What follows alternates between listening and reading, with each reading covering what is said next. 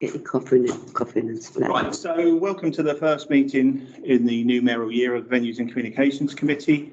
And as such, we go to agenda item 32/22, which is to receive nominations to approve and position of Chair of Venues. Chris. That's all right. We did it last year. So you can't do that, you haven't finished it. No, I haven't. Could I have some nominations? That's all right, please. I'll second that. Thank you, second it. And votes in favour, 1, 2, 3. No more nominations? Yeah, thank you very much. No more nominations, so you're right, Dennis, sorry, no more nominations. Thank you. So, It wasn't going to be any. hand over to you then, Stuart. Ladies and gentlemen, deja vu. Yeah, you've been there before. A few hours ago, it was the same thing. Thank you very much. So we've got the next item on the agenda is the nomination of election of vice chair. 3322. Nominations, please. She's not here, but she has done it for the last year, so I haven't heard that she wants to stand down. Carla, she's still on the committee, isn't she? She is, and she sent her apologies for unable to attend. Jen, I'll give you a hand first. I was going to nominate Dennis. I was going to say, because Carla is busy and Wednesdays is CAB day, I should think. She's just on the Abbey. So it's no good having a vice chair if she can't make the meetings. So I would go along with Dennis as well. Sorry. So we've got a nomination by Terry, but no second at the moment. We have a nomination of Dennis with a seconder. So on that basis, unless there's a seconder for Carla, move that Dennis is in. Are we all in favour of Dennis being vice chair? Against? Congratulations, Dennis. Vice chair it is. You can come and sit and maybe you want to nuzzle up. They made me sit up there. Okay. So moving on to 3422, declarations of any disclosable pecuniary interest. Ask the question. Shane? No, thank you. Okay, so 3522, apologies for absence. Right. I had an email from Carla to say that she's unable to attend today. But other than that, I haven't had any. So then we're on to the minutes of 3622, the minutes of the committee meeting held on 13th of April, which were received by full council on 26th of April. Are we happy that we may sign those as a true record?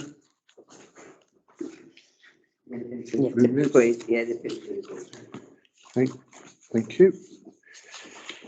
Neatly on then to 3722, marketing report. To Tom. Good afternoon, everyone. Afternoon. I'm going to take a stand up considering everyone seems to be sat on my side of the table for today. So, I'm going to take a stand over there. No, so the first and foremost posters, the rotunda continues to be full of posters. We've got 3 sections of 4 posters from outside parties, so third parties, so anyone who brings them into the town council office, they get put out there as soon as possible. It has been full and backed up for the past couple of months now, which is great. It means that we've got plenty going on in the town and plenty to put out there as well. In addition to the rotunda, we have other poster sites on the wall of the Carnegie opposite the library, down by King's House itself, as well as a digital monitor on front of it, on the Carnegie entrance. We're looking at getting a notice board for the Guildhall as well. That would be, with less fixed to the wall, but attached to the legs themselves. So hopefully, as the marketplace has now been closed down as a car park and should actually be a dedicated marketplace area, it would be a much better place to have a notice board. And of course, you're going to have the tea rooms, tables, and chairs on there as well. So again, great place to advertise that potentially. As noticed by the fact that we're looking at more spaces and the fact that we have posters that aren't able to go up because there's just not enough space. It's obvious from that feedback, as well as other feedback, that there's a lack of notice boards in the town centre, and we're looking at exploring locations that you might be able to do that, of course with planning permission as well. There's options for using other spaces as well. So it's mentioned in the marketing report, asking nicely if we can use the inside of the conservatory in King's House Gardens for things that are specifically for King's House Gardens. So, for example, something like you're going to be happy about this one, mentioning Thetford Blue. That'd be the sort of thing that you can advertise at King's House Gardens, and so things like that. So you have the marketing be a little bit more targeted with a little bit more locations. So that's obviously something for in due time. You can also use things like free town events, Heritage Festival, River Day, Christmas light switch on, stuff like that can also be used to go into more community-based areas. Yeah, can I just say something? With your main events, so like the Queen's Jubilee, Rivers Day, Christmas, Yeah. I think as a committee, we should be then taking them out on to the estates for you. And for the Queen's Jubilee, the YMCA, and I forgot to ask for poster today, she's agreed that she will put that in her window. So you're actually catching people in different places. That would So, be and then, fantastic. you know, we can put them on Abbey. Any estates where people will put them up, councillors can just take them on their way home, sort of thing. Yeah, I would absolutely welcome that, and I would be more than willing to Well, prepare. it's when people say they don't see them. Well, no, because sometimes when you come into the town, you're busy running around doing your shopping. It's only when you're strolling that you stop to look. And, you know, when you're on the estates, you're just standing there talking to people and you'll see them on a window or something. Definitely. I'd be more than happy to get posters ready for you. Thank you. Might even be able to bring them down to you on my way home or something like that. But anyway, I'll continue on from there, obviously. So that's posters and such as the physical marketing, going over to the social media side of things. I'm sure David has more to say on this front as well, but obviously Hazel has now joined our team and is doing a fantastic job of getting everything in order, basically getting everything on the social media side of things a little bit more organized, because she's there in a static position as opposed to the rest of the venue team who can be in any hours of the week. So she's able to make it a little bit more consistent, a bit more structured and targeted towards the right areas as well. Hopefully that will make it so we're able to promote things much more efficiently than we have been, which has pretty much been a case of just to share everything to everywhere. And it kind of ends up being a little bit like white noise at times, but hopefully it should work out a little bit better. She's also revised some of our other pages. So we did have an Instagram, which kind of fell by the wayside a little bit because we didn't really have the ability to use it properly, but now Hazel is on board. She's going to be able to use the Instagram properly, and is in the same vein has started using Facebook stories, which is really good because it's less like a static post, but it's something that you click on and it'll basically bring it up. There's a link that'll be in the picture, so you can literally go and, oh, I like the idea, I like the look at this event, and the link to take you straight to tickets is literally right there. There's no messing around or anything like that. Also, it's really good for us from an analytics side of things because we can see how many people have seen it, how many people have gone to see the rest of our posts after looking at that one. So, for example, if we have 2 posts up on our stories, we can see if they've swiped to continue to see the rest of them, or if they've just clicked out entirely, so we can sort of gather more information on the post from there. We can also see exactly who has looked at them as well, which is very helpful, so we can see what companies or anyone else is keeping track of the events we're putting on, which is very helpful for us. Increasing the volume of these stories as well will hopefully make it more obvious that there is actually quite a lot going on with Thetford Town Council and in the Carnegie and Guildhall as well. So as mentioned, they tap into new markets as well. I admit stories were a little bit beyond me because I'm not, as much as I do the social media here, I'm not the most avid user in my own time, at the very least not Facebook and not Instagram. So this is something which targets a younger audience than what I'm used to. So hopefully it means that the events we're putting on will reach a new audience to what they do currently. Also, just go into the monthly observations about the newsletter. So with Hazel coming on board as well, we're hopefully going to be a little bit more consistent and more frequent with the newsletter as it's been going at the moment. I've been putting out a newsletter every month or two with tons of events, which is good in theory of getting everything out there, but it is a little bit of an information overload for a lot of people. They'll look in their email, they scroll through it and go, and they won't even take much of it in. So for this one, we've opted for a smaller newsletter with like 3 or 4 events that are like coming up more recently, as well as some of the big ones that are coming up in the future. And hopefully that means that people will keep track of the events that we're showing them. So it's not like there's 20 events being dropped in your emails like that. It's just, there you go. These are the things to really look out for. Hopefully that'll work out for us. But of course, there's only been one. It's not a big enough sample size to really say if this is truly the successful method of doing things or not. We will see in due time.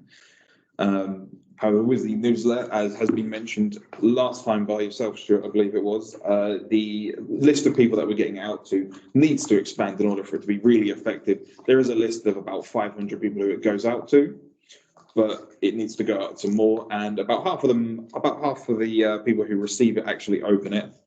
Again, which is great because we can see exactly who's watching our events as well, maybe even tailor some of our newsletters towards specific companies or groups. So for example, if we see that you've got company emails attached to these, we can kind of say, right, well, we want to push the Christmas party towards that. Something like that. That's just one example. There's loads of things we could do in that regard, but it's great to see exactly who's looking at the emails, who's opening it, who's ignoring it, or just doesn't check their emails, stuff like that. But hopefully, as yourselves as councillors, in the same vein as you said, Brenda, about getting posters out to the Abbey estate, you can help with getting the newsletter to people as well. Because in the market report, there's the 2 direct links. One's a little bit longer than the other, but 2 direct links to get directly to the newsletter and sign up for it. So you perhaps encourage residents to say, you can sign up for a newsletter by going to one of these places. It's really easy, just click it, put in your email, and away they go. As for the analytics, I'm assuming you've all looked at it, but just in case you haven't, our most seen post was ones that was seen by over 11,000 people and engaged on by 1,100 and a bit more as well, which is actually about road closures, which is not exciting at all. But as for the town council, that's exactly the sort of thing you want that sort of page to be getting out there. You want the town council page to be pushing information. You want people to be seeing, perhaps tagging friends saying, oh, you live near that area, be wary of that, stuff like that. As for that, the knitted flower displays, which I know some people in here had a hand in, was our highest reaching other post on the Carnegie page. We over 8.6 thousand people seeing it and over 1,000 engagements. Of course, there's also social media data as well, which I'm not going to go through entirely as it is all changing as well. But there is also the recent addition of the stories insights, so we can see that 170 people clicked on our stories when they first started going out. And hopefully we'll have more data on that as time goes on, because we've only just started doing those. Questions, comments?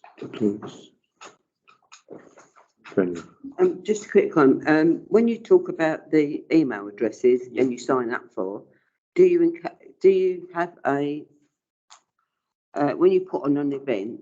I don't know. Just say you had the Rolling Stones in there. Do you put something there what people can see when they come in, so that they could sign up for future events there and then? Oh, so you mean when people walk in for the event, we go, if you want to see more, Yeah. sign up. Have you enjoyed the event, or it might be when they've come for a drink? I haven't done that, but that's a really good idea. Yeah. No, what I can definitely do is I could definitely mock up something so that when people walk in, because maybe, obviously the team, when an event finishes, we tend to be pretty busy, put everything away. But we have started when people are leaving, we stand at the door. I said to Stuart when you came to one of the events as well, take some flyers away with you as well. I stand by the door and hand out flyers to people as they leave, so that way it's kind of guaranteeing that the flyers are seeing use. But at the same time, could easily say, if you're interested, sign up for our. If you've enjoyed this event, would you like to know about events that are coming up in the future? Yeah. David, what's coming, please? Only to say that since Hazel's joined, we've got this more focused approach to it, because she's there from 9:30 to 4 every day of the week, Monday to Friday. So we talk about with Hazel the golden half hour, 9:30 to 10, which is when the switchboard activates at 10 o'clock. And she is going to try and coordinate across the team what's going on, so everybody understands, the events up and coming, etc., etc. One of the things that we've done recently in conjunction with UP is a coffee promotion, a tea and coffee promotion. So they're doing some promotion, handing out vouchers and things. So they come in and reclaim a coffee that they've sponsored. But also, once they're in there, then they see the posters, they see the tables, they ask questions about the Guildhall. And the team needs to understand this is the ideal opportunity to pounce and say, look, if you need to, if you're interested and you want to know, we've got great Tales of the Assizes, we've got a drag night on Saturday night. If you're interested in these kind of things, subscribe to our newsletter. And the big problem with newsletters is people think that they're going to be inundated with junk mail, rubbish. So what we're trying to do is to target specific audiences. So if people are only interested in stuff, I mean, we have a breakdown of people who opened the newsletters and then they've commented on it. And we understand that certain people only comment on Guildhall activities because that's what they're interested in. So we can do specific targeted newsletters with those kind of events. So yes, we are trying to get the team to understand and interact as a one voice, hopefully in the future. So she's made an impact in the last couple of weeks, and hopefully it will be a real bonus for us. Thank you, Dave. Right, I've got a couple of observations. One is there any limit on when we've got emails? Because I know when you do block things like MailChimp and things like that, is there a ceiling on the amount of emails we can send out, or do we have to subscribe to it? Yeah, there is a maximum of 3 per month at this point in time. So 3 newsletters per month, but in terms of recipients, in terms of people we can send it out to, as far as I know, so the 500 we've got, we're well inside any limits, so we can double that 10 times that without any cost. Yeah. There is an upper limit. You know, it's all about pricing levels and things, but we are, you know, we've got a long way to go before we hit any limits. A long way to go. So on that basis of trying to expand that. Audience. Obviously, you're right. We all get so many emails. We don't want to too much, but we talked about the 3-month upcoming events as a little flyer, but also a digital version that could go. Is that separate to the newsletter, or do you see that as something?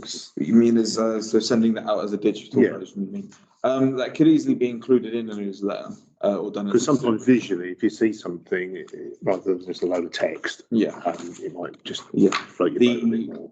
Recreating the newsletter, recreating it as a newsletter, and let me try and rephrase that. If I took the upcoming events poster and just slapped that in an email, that wouldn't be very helpful to any of the recipients. But it could be as an attachment. It would just be seen as it would just be a picture, whereas with the newsletters, they're a lot more interactive. Right. If I can, to be fair, it's probably not the hardest thing in the world to basically add a bunch of buttons onto the poster and have it go out that way. That would be possible. Okay. So have we got any hard copies of that Brenda's talk about going to the estates, the 3 monthly events coming up? In terms of flyers, no, not right now. I don't know. No, but is that something we could do? I know printing costs are that, but even if you had 100 copies that you could put out to like Community Centre or Abbey, things like that, just to make people aware that this document exists, then if they get aware of it, then hopefully you can put on there, if you wish to receive this digitally, subscribe to so.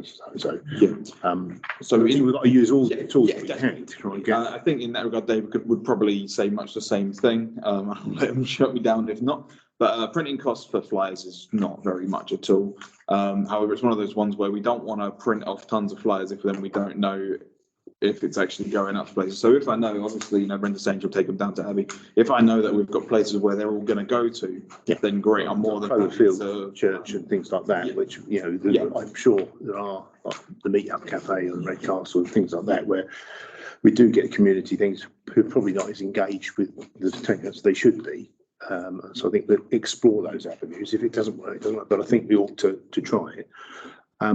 Just in terms of. We have Dennis had his hand up as well. Oh, sorry. Sorry. Well, Carry on. No, I'm silly. I don't know if these are sensible ideas. Not. We have notice boards on places like the allotments, the cemetery and stuff. Do we ever put any notifications up on them to I don't put them down there. activities? I don't, to be honest. In terms of the cemeteries and the allotments, I was under the impression that those were exclusive for cemetery or allotment issues, but if there is, if that's not the case, I'm sure that it can be arranged. Yeah, well, I don't know. we have to look at the ruling on that. Jen. That's why I would really like to see an advertisement in the cemetery. Probably not appropriate. allotments, yeah.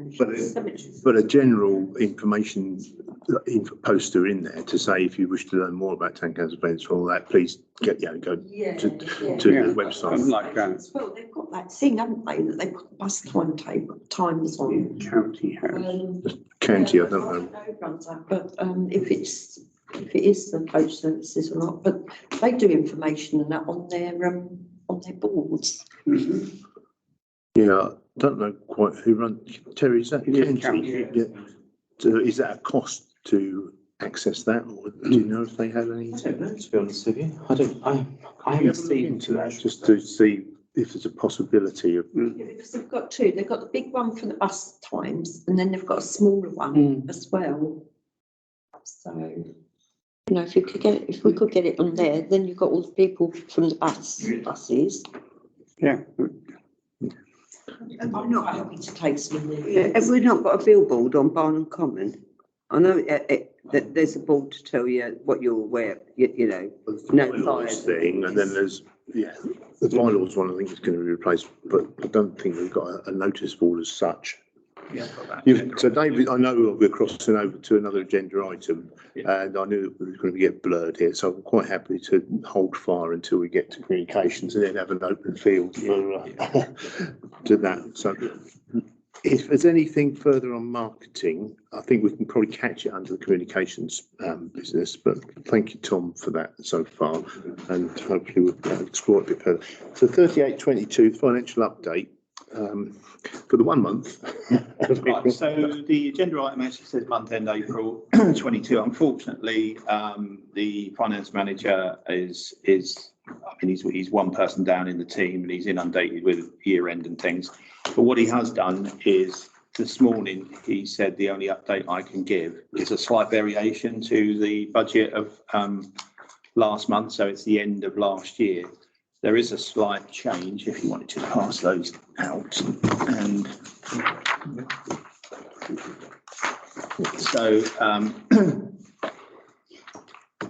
so he's added some additional expenses in. So from last month, there was a slightly higher net income or gross income than what's actually being shown now. So so I think it's changed slightly, although I did look at the nominal code statement and I am going to contest 1 or 2 postings. So we might have to have an in-house discussion about some of the posts that have made that less attractive.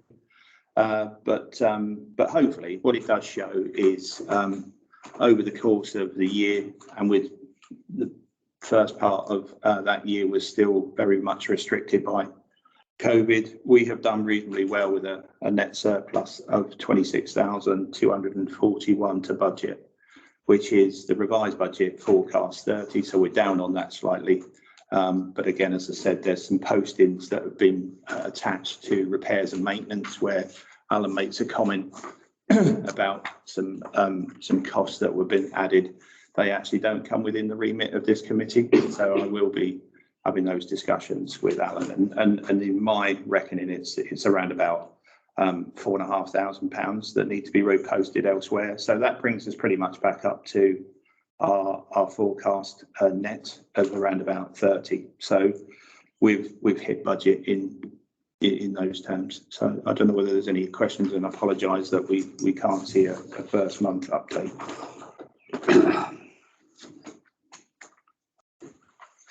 No, Brenda then Terry. Obviously, this is up to March 2022. When you're doing your forecast, David, are you upping it a bit because of things? So for this coming year, we have gone back and forecast on historical data pre-COVID. And also taken into effect that even though we were only sort of 7 months probably of a reasonable trading year in terms of bar income, you can see we've outstripped a forecast budget there. So we've gone back and improved probably our last full year of trading. So for instance, this year, that figure will be more like 36,000. The most we've ever done, I think, is 34. So we've given ourselves a little bit of a challenge.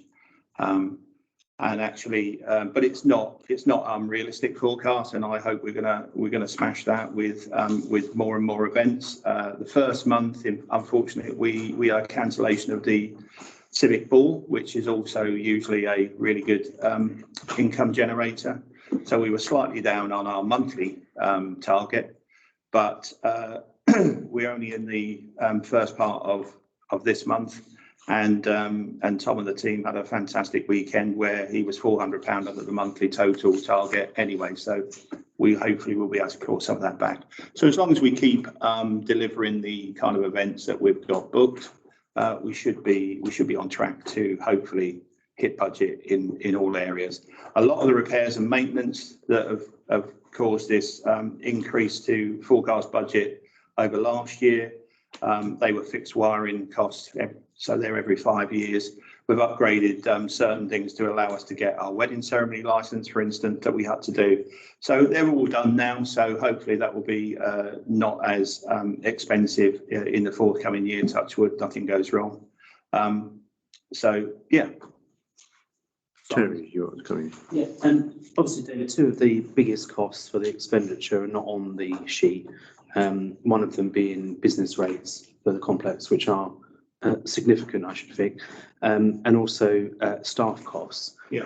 There's salary staff and obviously sessional staff, whether that be bar staff or market supervisor costs. Do we have an indication of how much all of those sort of other costs are? Because for staff salaries. So staff salaries are I mean, we've had this conversation before internally with Alan. I don't know where he is in trying to identify that, whether it's a different line, just to give you an indication. But for instance, our staff do not concentrate on the responsibilities of this committee.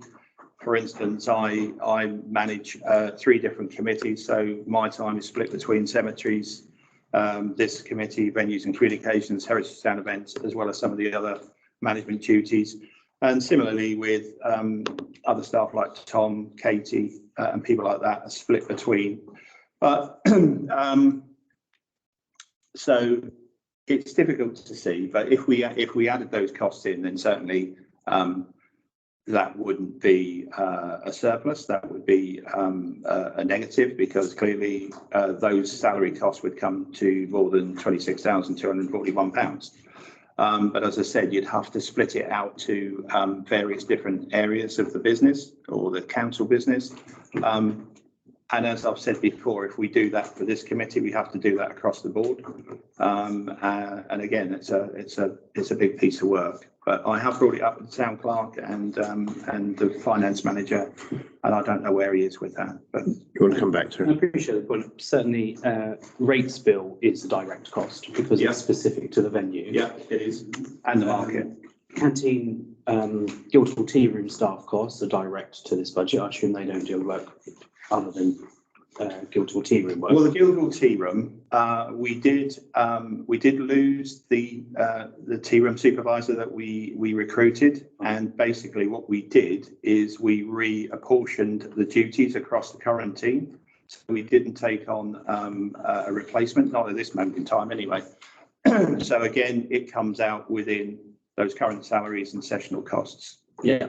So the staff that work behind the bar or in the tea room, you know, the hours which they do specific to those roles are direct and can very easily be calculated and put within this budget. Yeah. But I take the point about salary staff being sort of, you know, involved in everything, but I'd much rather have the figures with that health warning that actually, you know, it's not the true cost because there's upper work, but there's certainly some more direct costs that be included. My point being is we need to be clear as councillors what the Guildhall Cardi complex costs us to run. And I don't think these finances give us a clear view of that, to be honest with you. But I've made that point before. And that is something that you need to take across the whole council. For example, to be honest, you would probably look at allotments being an absolutely extraordinary cost because we have a full-time officer attached to allotments, and we don't allocate that to the budget. Yeah. And amenities, again, you've got a whole works team that was not allocated any time within that budget.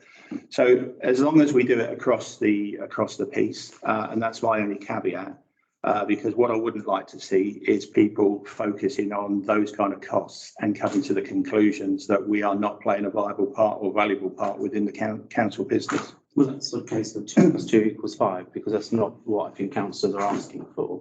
You know, there's, you know, it's perfectly acceptable to make a loss on something. I'm not suggesting that, you know, we need to reveal the true cost because it's, you know, it's awful. We just need to be clear and honest what the costs are. And, you know, I don't think we're being presented with finances which give us a true indication of what the Guildhall and Carnegie costs us. Okay. And, you know, we continue to sort of, you know, miss things off which are clearly directly related to the venue. The other point I was going to make is we spoke in this committee before about profit and loss for the Guildhall tea room, and I can't remember where we got with that. But, you know, if we've taken on a new venture like that, we need to be clear on its sustainability, and, you know, having a profit and loss produced for it, I think it's actually really important. So where are we at with that? So we do allocate all the costs to the tea room. What we also do is we look at the tea room as not just solely a tea room. It should be a tea room and Guildhall bar, if you like, because any event, we've got a drag night on Saturday night. So the bar income, as it's turned into a bar for that particular event, all the income that we generate would be against the tea room. So this forthcoming year. So we do have to. So actually, if you look at the profit and loss, it's growing. It's, you know, it's only been going since September of last year, and I feel we are generating a reasonable and viable income.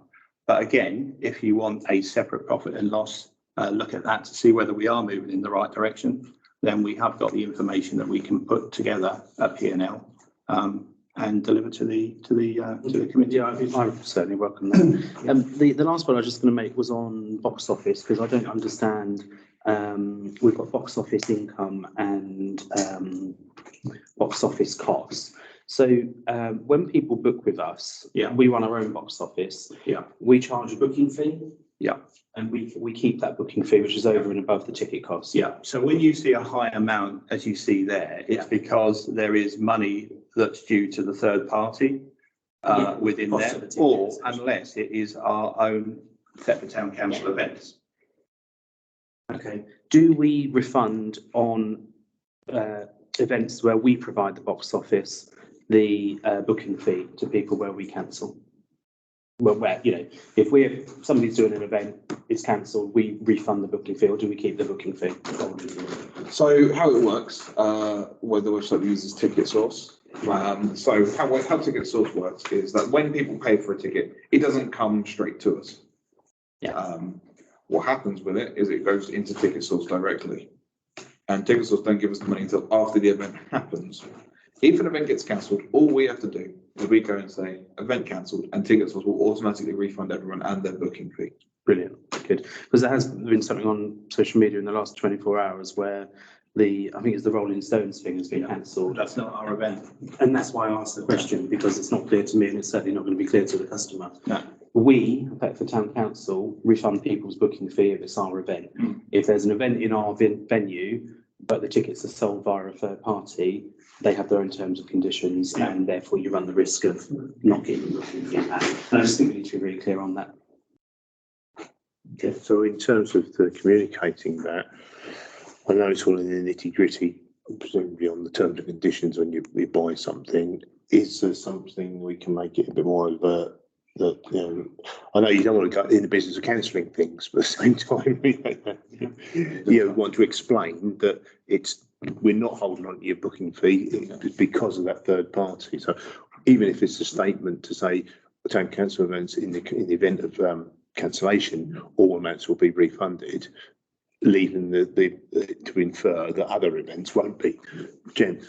On that one, then what you could do is, if it comes through our big ticket office, it's town council doing it, then at that time just turn around and say, you know, if for some reason, you know, just explain it at that time, put it in on the bottom of the ticket or something. If for some reason this event is cancelled, then you will receive full refund. Just put, I mean, that's a lot easier than trying to stand there and say to some, I mean, I know the thing that Terry's talking about. I mean, you know, it's when I looked at it, there's nothing to do with the town council anyway, but, you know, quite rightly ask what the terms are. But it's just got to go on the end of the ticket or if it comes through on digital thing, then just put on it, you know, this is a town council, Thetford Town Council event. You will get full refund if unfortunate circumstances it's cancelled. You can have a look at that for us and then. So a bit of a two birds, one stone situation, but we are also, I mentioned it in a previous marketing report that sometimes we get posters come through that are not up to scratch. So in that regard, we are now, when people are sending us posters, if we don't feel up to scratch, we're pretty much sending them back and saying, you need to include X, Y, Z, because otherwise we can't put it out. So in the same vein, we can make sure that it is expressly clear when it is their box office. And then when we make ours, we can make it expressly clear that it's our box office. So it'll work in the same way. Great. And by default, if we offer better terms and conditions, as in you get a full refund of the booking fee, hopefully more people hiring the venue would use our box office.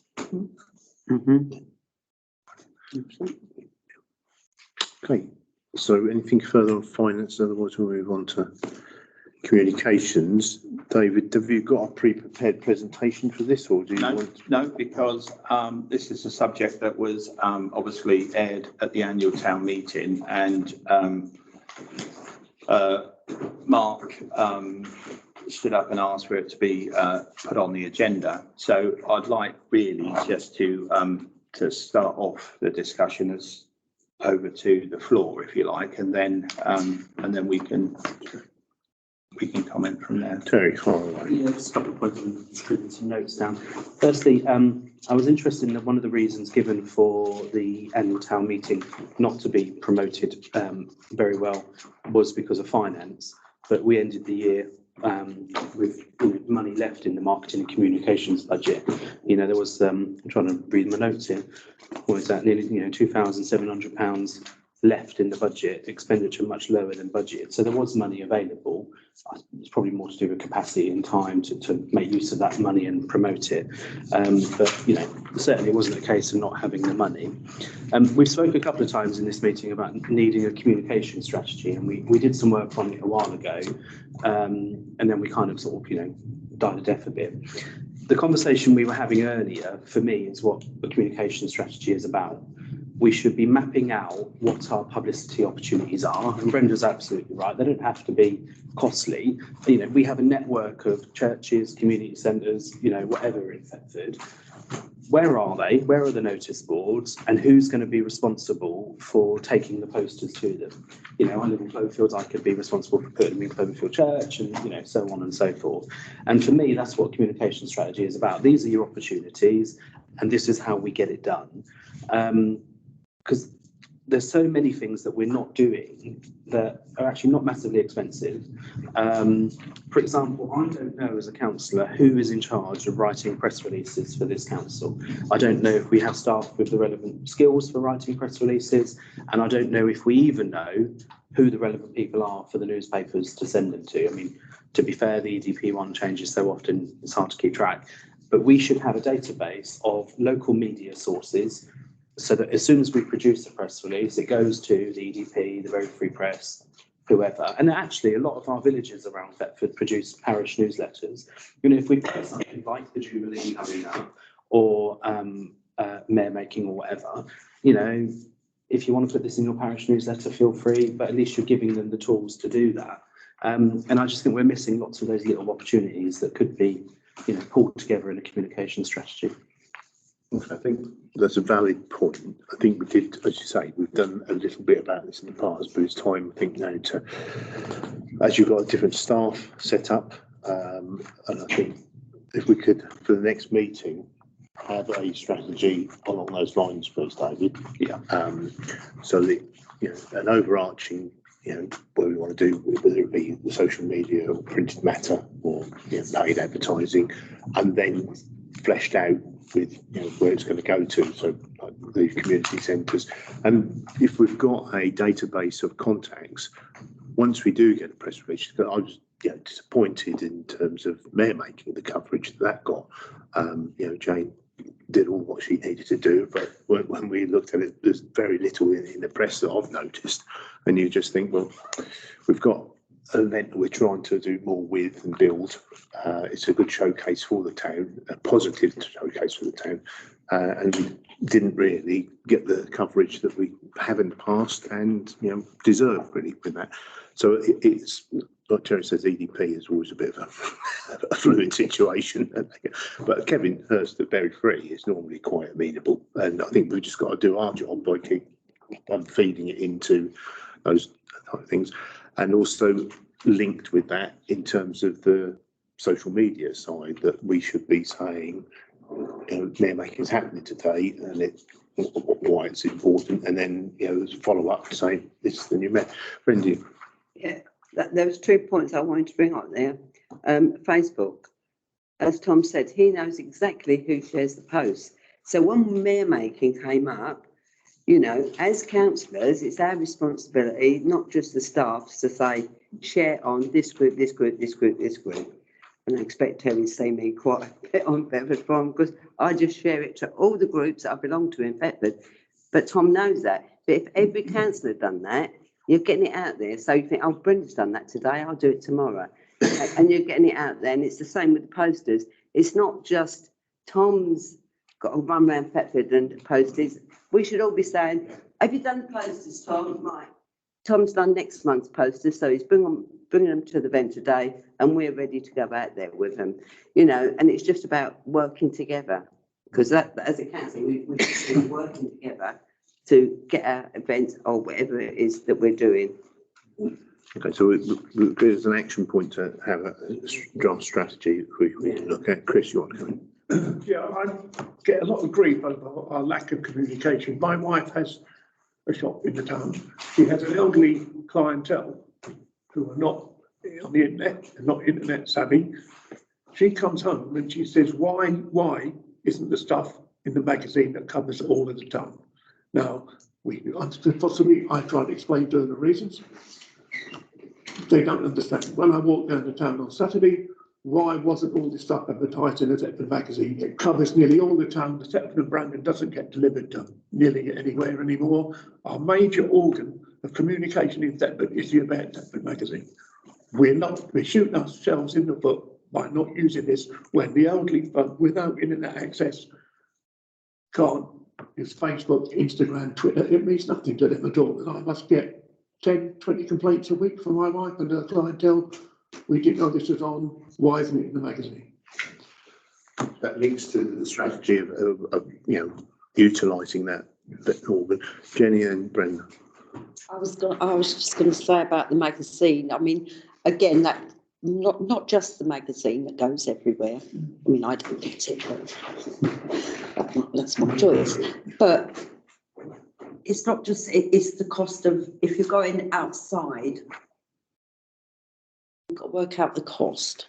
I mean, one month you might have a little bit more in the budget that you can spend, whereas we've got a team, and as I say, if we work together, then we should be able to do it ourselves. I'm not saying don't put it in the magazine, because, but you've got, at the end of the day, it's all going to be down to costings.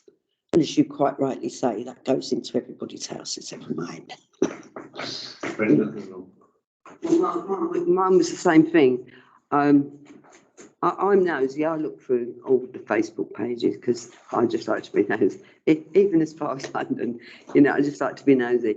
But how many times has an event been on and somebody says didn't know about it? It's all over Facebook, right? So, but these are the people saying they don't know. Well, you do know because you're on this, what's it? And when it comes to the magazine, how many times you go onto Facebook right now, I'm looking for a plumber. And no fault, because the magazine tells you where the plumbers are. They tell you where the bricklayers are. But what's happened to that book? They've read it and they've put it in the bin. So they forget. And this is the problem. If people took out the bits that they wanted, but they don't. So we can put a big 4-page poster in the About Thetford or any magazine that's going about, and actually when it comes to actually putting that event on, people say, I didn't know that was on. We know because they've got rid of the book. So it's, you have to keep putting things in people's faces all the time. And one way is posters. Your wife could put posters. I was just going to say that. He does, just flagging there. I mean, you could put in doctor surgeries, etc., etc. Yeah. But, Library. you know, I mean, this is the complaints I'm getting. I'm just passing the residents' views back. Why is This is what we're here for, Chris, to discuss these matters and come up with a strategy and what we can deliver. So one of the things is, do we want to do a centre spread in about every quarter so people can pull it out and put it on their fridge? You know, That's it. You could do that one. You could do that once a quarter, but still keep up the other month. you know, I don't think anything's Your budget, innit? off the table. Let's bring those things and have a discussion next week. Potentially, David coming up with the costs of some of these options, because that's what we've got to consider. just on that? We did a tour not so long ago with Reckler. We ended up at the Innovation Centre. Yeah. And there was a magazine in the middle of there, which is from Bury St Edmunds, and they had to pull up. Yeah, yeah. Yeah, obviously not going to comment on advertising of a pecuniary interest, but it feeds into my point previously with publications generally. Often there is an element of free space. Because certainly with the magazine, we have to go up or down in 8 pages at a time. It's just the way the printing works out. So we're either a 40, a 48 or a 56. There has been several occasions over the last few months where we've had to go from a 40 to a 48, and we've been actively looking for content to pad the pages. That's just how it works. If you get an advert come in, as we did this month for a centre page spread for RAF Wellington, you suddenly then have to fill the rest of those pages. So if we were copied in to the town council press releases, we have content to use. We only got the content this month about the Jubilee because we got it from Jane James. We weren't sent anything about the Jubilee in Thetford. We are not sent anything about events at the Carnegie. We're not sent anything about the conservation work. We have a folder in the office, which we call fillers, so that if we have space, you can whip something out and put it in. And there's no charge for that. Or sometimes the opposite happens and we're chock-a-block and we have to go down 40 pages and we have to take stuff out, and then I'm sitting there being mean thinking who I have to take out, and then we hold it over to next month if we can. But if you had a network of email addresses to send press releases and content to, it'll be the same in the village newsletters. You know, they all have, you know, space that they need to fill. You're not going to send it to print with a blank page, are you? So you will fill it with what you can. So it's not necessarily about cost. Sometimes it can be filled, but you know, just to be clear, there is a cost. It costs us £6,000 a month to produce the About Thetford magazine. We have to charge. It's as simple as that, wherever we can, because that £6,000 doesn't come out of my pocket, trust me, because I can't afford it. But you know, there is an element of charge, but it's not always about charging. If the cost of going to print that month's been covered and we have free space, we have more free space. So just back on that then, Tom, in terms of our list of contacts that we would send things to, could you come up with a list for that strategy document that David brings, so that there may be people that we want to add to it as councillors are aware of, even if they're not actually direct publishers, they may be go-betweens that we could then forward it on. Anything else we want to bring up under communications? David, we did have a communication from Meris or former Meris, which he covered a number of these items. Is there anything further you want to comment on?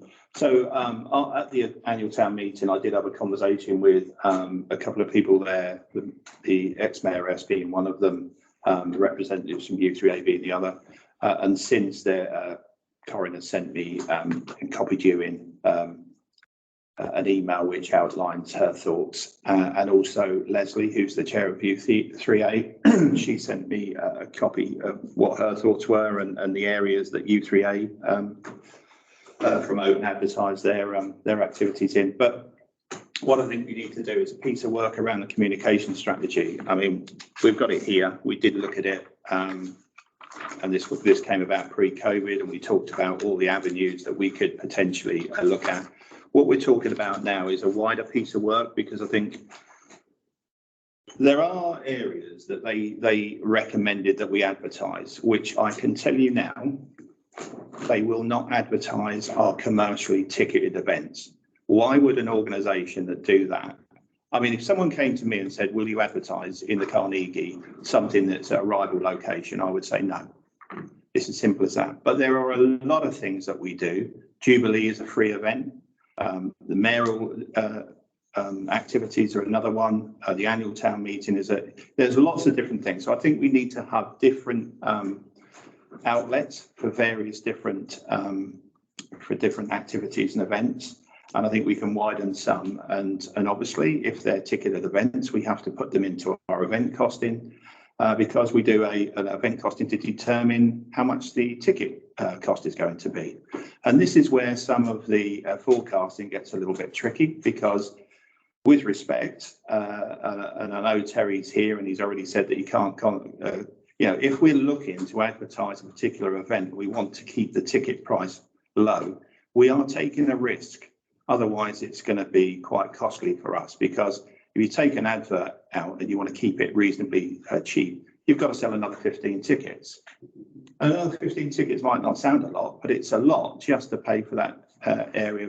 And if it doesn't work for you, and sometimes it doesn't, and I'm not just saying about Thetford, you take a risk. But it might be a calculated risk, and we might need to take it at certain events. And we'll look at it, and we will certainly look at other avenues where we advertise.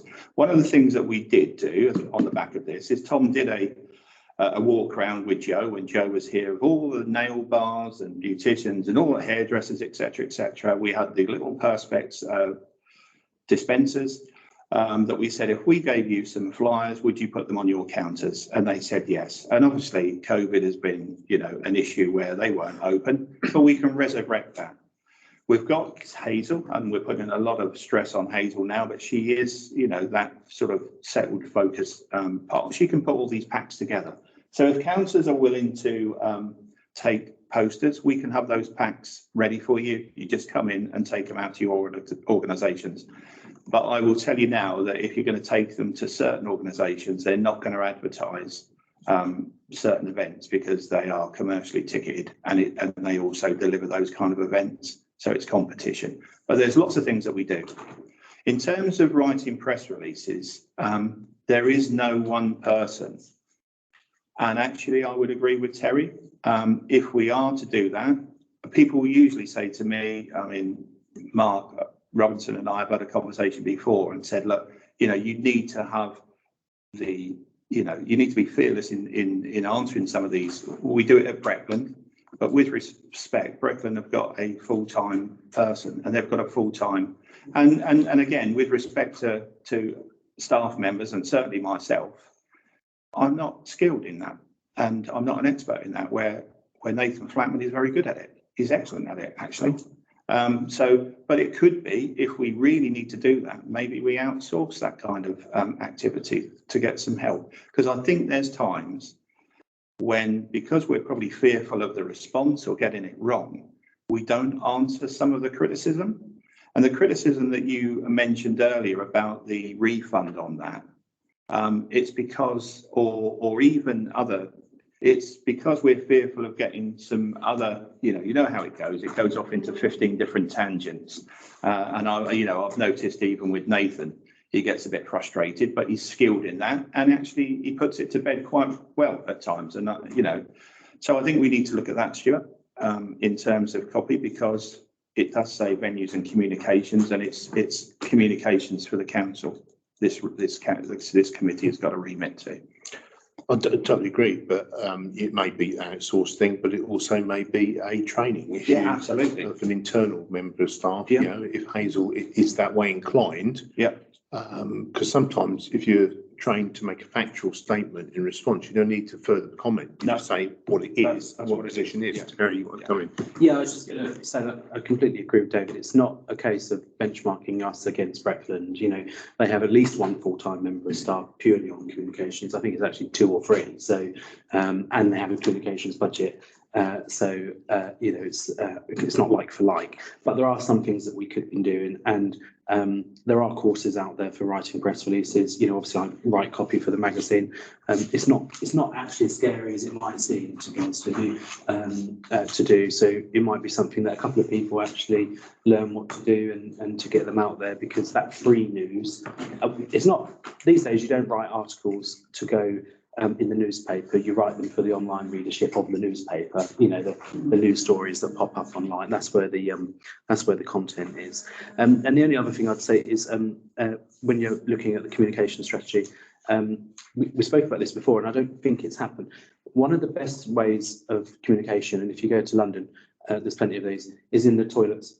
The backs of the doors or above the urinals and all of the motorway service stations. We do it at Charles Burrell in all of our toilets, sat on the loo or above the urinal, you stand there and have a look. Clip frames and posters. Actually, we run the public toilets in Thetford. They get a lot of footfall through the doors. That's, very cheap to do. Which is obviously we do that in the Carnegie. So it's an extension of that. And it may be you just put your quarterly events coming up something, so you don't have to go round every week to refresh them, but you're at least keeping it up to date with them. But if we can pull that into a document and have a thrash around for that next time. The only other thing you just alluded to in your marketing report, Tom, and I think it falls under communications, is a notice board on. We talked about outside the Guildhall.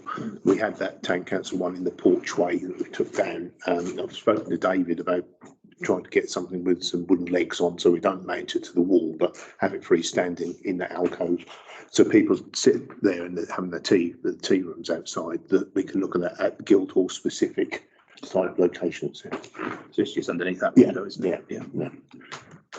So hopefully that will, because we've got the notice board, we might as well make use of it. So we are looking at also other sites. There is, Castle Park, for instance, is, there's always families there in good weather. So, we own the public toilets there. So is there wall space where we can have an outside notice board there? And again, they're not overly expensive. We also have an additional wooden sort of heritage style notice board already that we might try and put on the corner of St Peter's, so White Hart Street and King Street. So again, there's a huge amount of footfall that walks past from the bus station, etc., into town. But again, I'm not too sure whether we'd need planning permission for that. So we'd have to look at that. But yeah, we're sort of brainstorming one or two other ideas, but but that's only in the town centre, and we need to get out into the estates as well, because there are people who don't venture into the town very often, to be honest.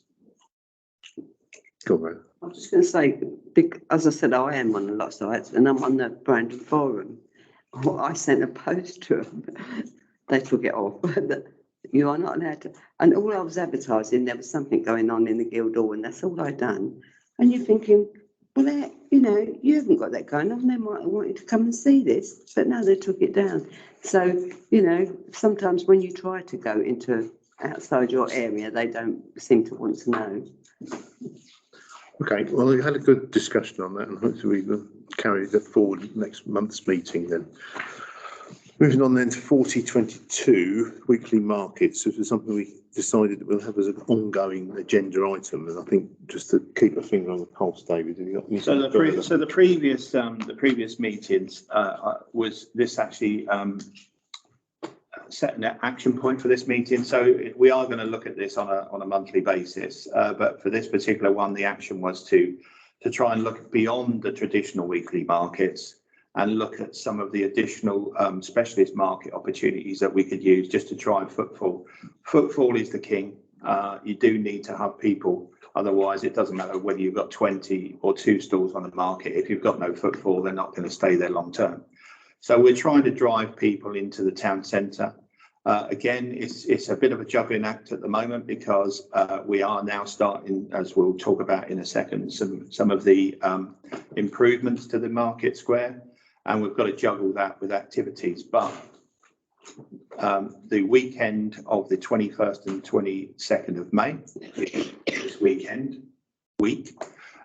is the Assizes Fair.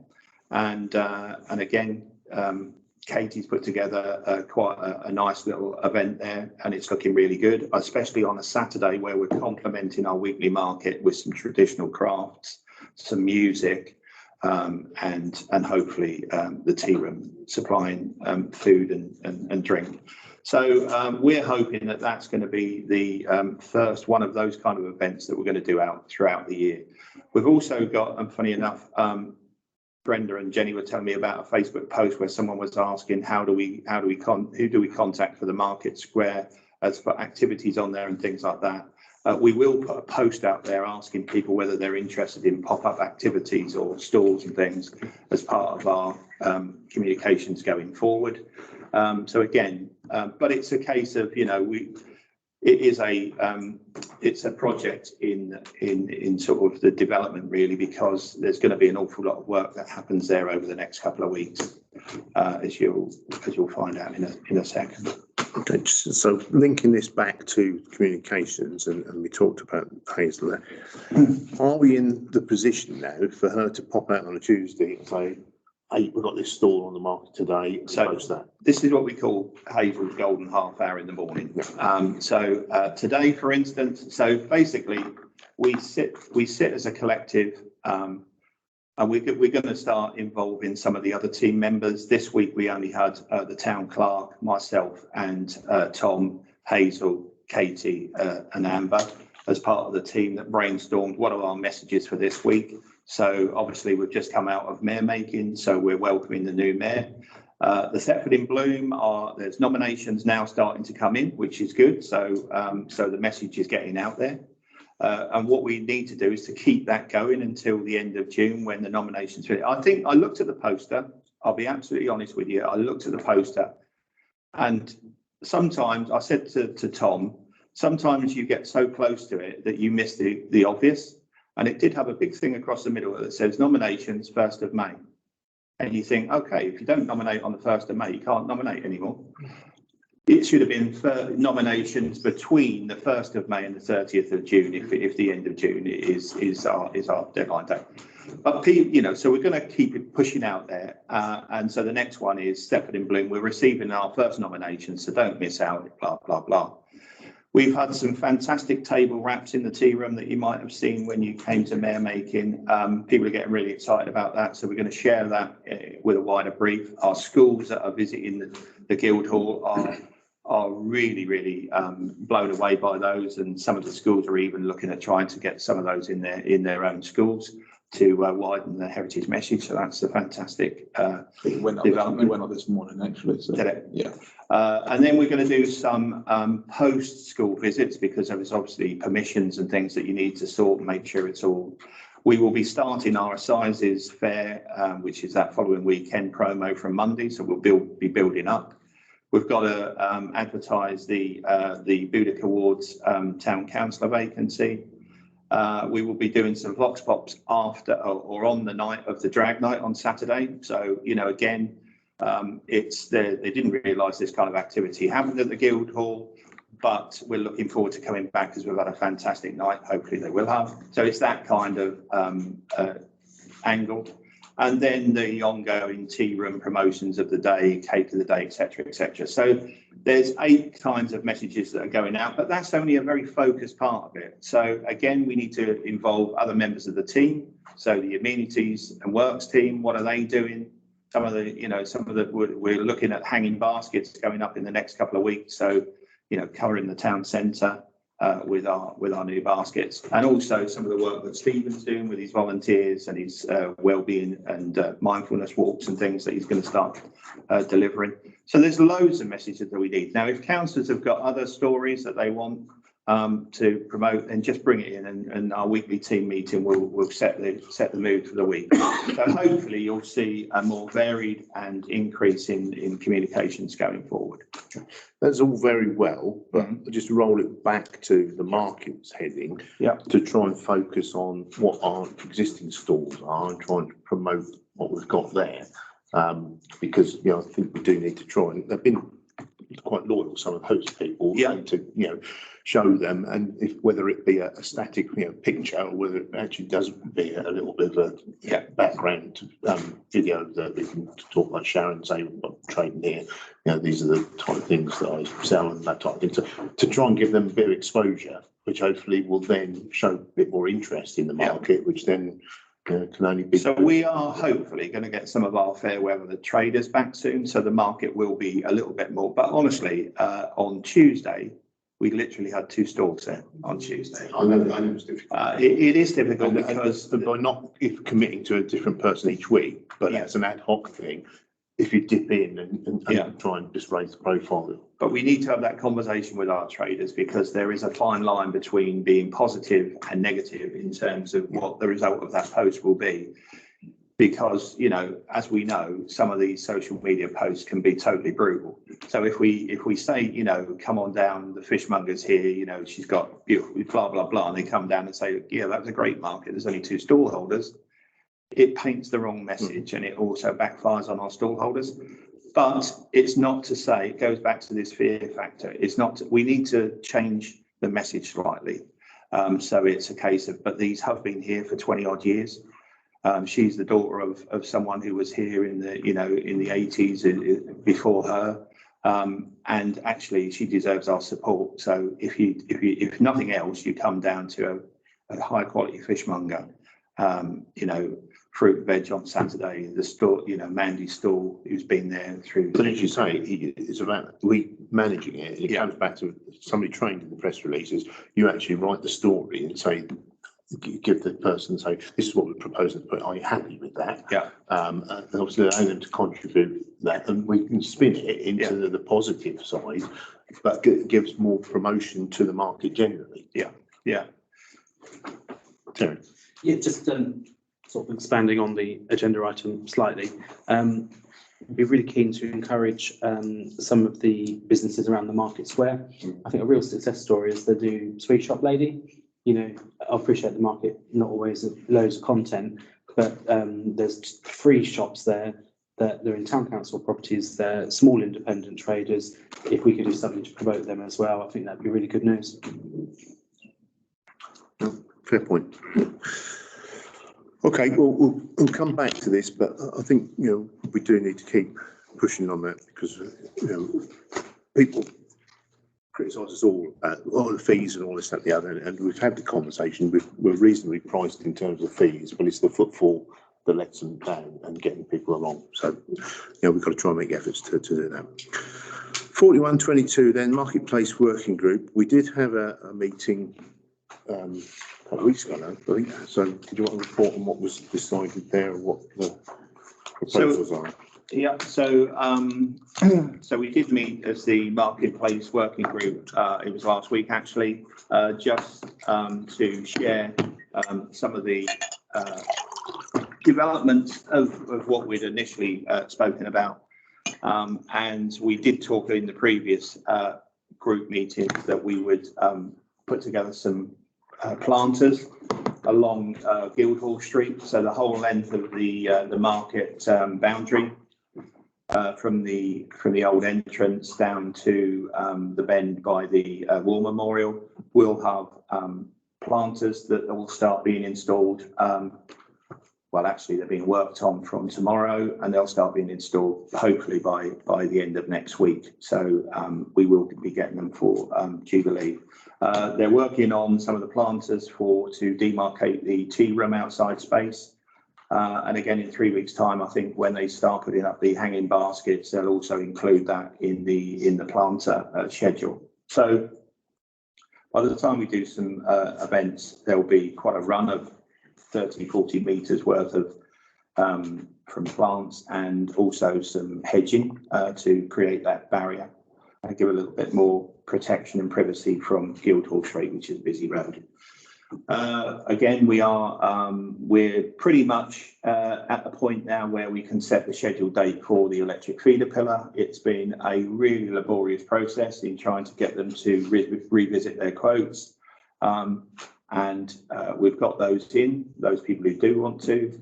So we'll be looking to initiate that hopefully again in the next couple of weeks. It depends whether they can do it before or after Jubilee, but it will certainly be in and around that time. We've already got our tables and chairs for the outside space. So again, now we've stopped vehicles coming onto the space. Whether there's planters there or not, there will be from time to time tables and chairs going out, just to try and show that there is a tea room there and attracting people to it. So hopefully that will have an upturn in trade.